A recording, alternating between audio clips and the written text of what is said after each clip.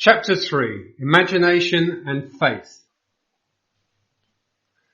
Prayers are not successfully made unless there is a rapport between the conscious and subconscious mind of the operator. This is done through imagination and faith. By the power of imagination, all men, certainly imaginative men, are forever casting forth enchantments, and all men, especially unimaginative men, are continually passing under their power. Can we ever be certain that it was not our mother, while darning our socks, who began that subtle change in our minds? If I can unintentionally cast an enchantment over persons, there is no reason to doubt that I am able to cast intentionally a far stronger enchantment. Everything that can be seen, touched, explained, argued over is to the imaginative man nothing more than a means, for he functions by reason of his controlled imagination in the deep of himself, where every idea exists in itself and not in relation to something else. In him there is no need for the restraints of reason, for the only restraint he can obey is the mysterious instinct that teaches him to eliminate all moods other than the mood of the fulfilled desire. Imagination and faith are the only faculties of the mind needed to create objective conditions. The faith required for the successful operation of the law of consciousness is a purely subjective faith and is attainable upon the cessation of active opposition on the part of the objective mind of the operator. It depends on your ability to feel and accept as true what your objective senses deny. Neither the passivity of the subject nor his conscious agreement with your suggestion is necessary, for without his consent or knowledge, he can be given a subjective order which he must objectively express.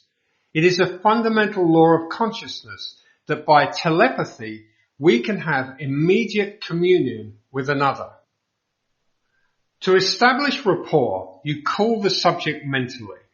Focus your attention on him and mentally shout his name, just as you would to attract the attention of anyone. Imagine that he answered and mentally hear his voice. Represent him to yourself inwardly in the state you want him to obtain. Then imagine that he is telling you in the tones of ordinary conversation what you want to hear. Mentally answer him. Tell him of your joy in witnessing his good fortune.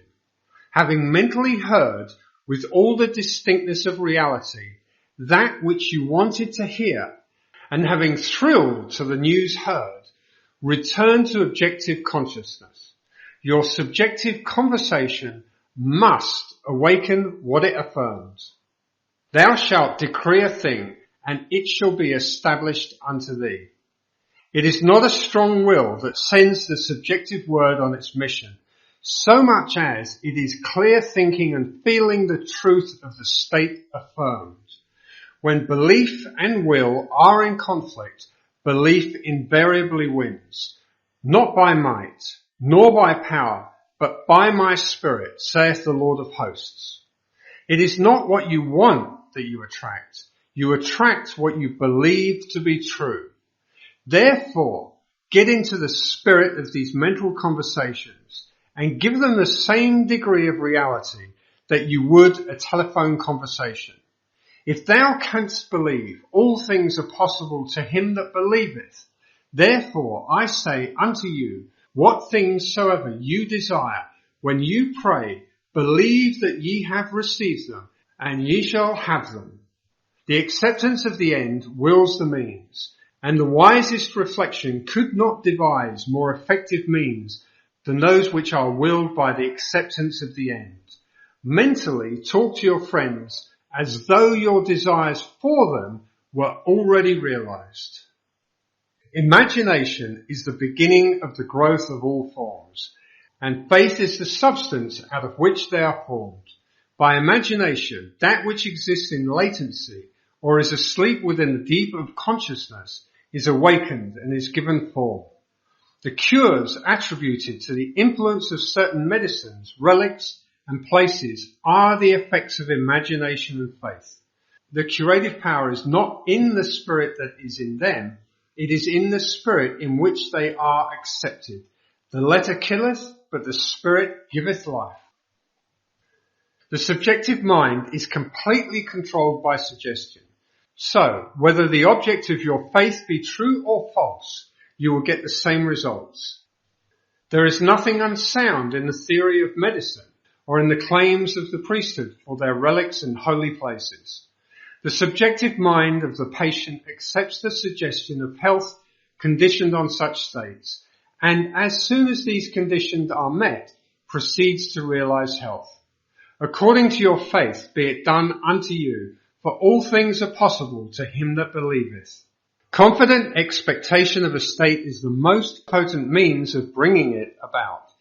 The confident expectation of a cure does that which no medical treatment can accomplish. Failure is always due to an antagonistic autosuggestion by the patient, arising from objective doubt of the power of medicine or relic, or from doubt of the truth of the theory. Many of us, either from too little emotion or too much intellect, both of which are stumbling blocks in the way of prayer, cannot believe that which our senses deny. To force ourselves to believe will end in greater doubts. To avoid such counter-suggestions, the patient should be unaware, objectively, of the suggestions which are made to him. The most effective method of healing or influencing the behavior of others consists in what is known as the silent or absent treatment. When the subject is unaware, objectively, of the suggestion given him, there is no possibility of him setting up an antagonistic belief. It is not necessary that the patient know objectively that anything is being done for him. From what is known of the subjective and objective processes of reasoning, it is better that he should not know objectively of that which is being done for him. The more completely the objective mind is kept in ignorance of the suggestion, the better will the subjective mind perform its functions. The subject subconsciously accepts the suggestion and thinks he originated it, proving the truth of Spinoza's dictum that we know not the causes that determine our actions. The subconscious mind is the universal conductor which the operator modifies with his thoughts and feelings. Visible states are either the vibratory effects of subconscious vibrations within you, or they are the vibratory causes of the corresponding vibrations within you. A disciplined man never permits them to be causes unless they awaken in him the desirable states of consciousness. With a knowledge of the law of reversibility, the disciplined man transforms his world by imagining and feeling only what is lovely and of good report. The beautiful idea he awakens within himself shall not fail to arouse its affinity in others. He knows the Saviour of the world is not a man, but the manifestation that would save. The sick man's Saviour is health. The hungry man's is food. The thirsty man's Saviour is water. He walks in the company of the Saviour by assuming the feeling of his wish fulfilled. By the law of reversibility, that all transformations of force are reversible, the energy or feeling awakened transforms itself into the state imagined. He never waits 4 months for the harvest. If in 4 months the harvest will awaken in him a state of joy, then, inversely, the joy of the harvest now will awaken the harvest now. Now is the acceptable time to give beauty for ashes, joy for mourning, praise for the spirit of heaviness, that they might be called trees of righteousness, the planting of the Lord, that he might be glorified.